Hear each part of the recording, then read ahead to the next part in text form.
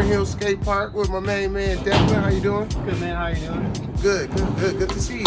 I'm here asking people what they know about Miss Dig 811. Do you think it's a good thing that people use Miss Dig 811? Yes, 100%. Why do you think it helps people, or it helps that people use Miss Dig? If people are used to having excavated underground, it's a good thing to know where those pipes are, where everything is underground. That is awesome. He's very knowledgeable. Thank you, Declan. Thank you. Yeah. You have a good day. Thank you for watching Miss Diggs What's the 811. Remember, always be smart, be safe, and call Miss Dig 811 before you dig.